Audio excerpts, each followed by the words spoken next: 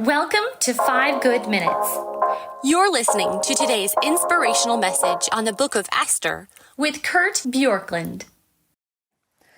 So I want to focus just for a moment on this little phrase that starts chapter 6. On that night, the king could not sleep.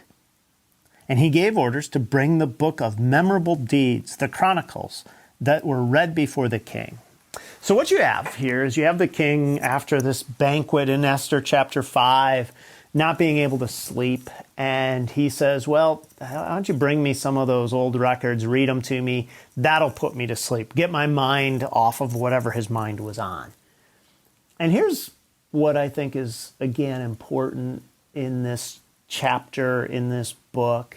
And that is God takes something that seems so inane and trivial from our standpoint, a night that a king could not sleep, and then that there were records that were read, again, something seemingly trivial, but that very night, the records that were read were about what Mordecai had done. And so God uses, in his timing, a sleepless night. He uses records, like of all the records that could have been read, that was the record that was read that night, in order to exalt Mordecai at the right time and to use this to have the reversal for Haman at the right time.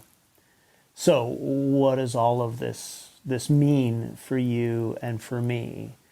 Well, what it means is that when you feel like everything is lost and God doesn't see, that God is still working in ways that you may not understand or see or understand right now, but there is no detail that's beyond his hand. There's nothing that is trivial because God is at work. And I know that this at times can feel like just Christianese, pastor speak, trivializing the events, but there's so much hope in this, because what this does is it helps me to basically say, as you are experiencing difficulty in life, God is at work in these seemingly small details, the timing of these details to bring about his ends.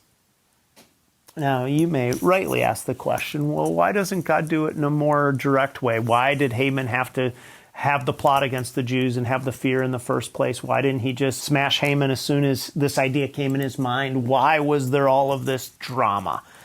And the truth of the matter is, I don't know the answer to that, other than maybe this, and that is that God wants us to learn to trust his goodness even when it doesn't feel like it in the moment. Because if his goodness was so on display all the time, at some point you or I would have a moment of just taking it for granted and not having to trust.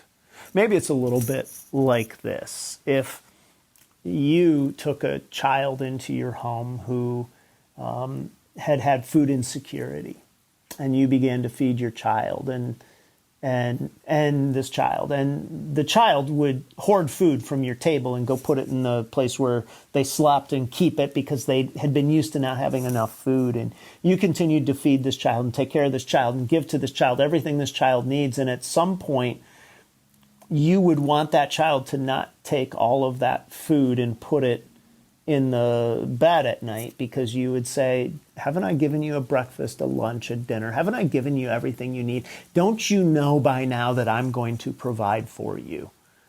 And you would continue to provide, whether or not that child ever learned it. But what you might do, at least on some level, is not make the food accessible to go to the bed every night, so that they had to start to learn to say, even though I don't see it right now, there's a meal coming again tomorrow.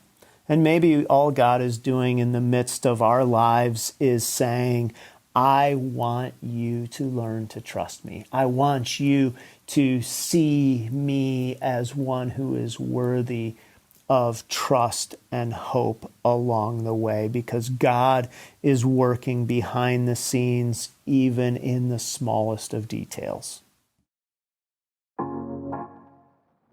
Thanks for joining us here today. There's a lot of great content to explore on Orchard Hill Plus and on the Orchard Hill main feed from the weekend. Have a great day.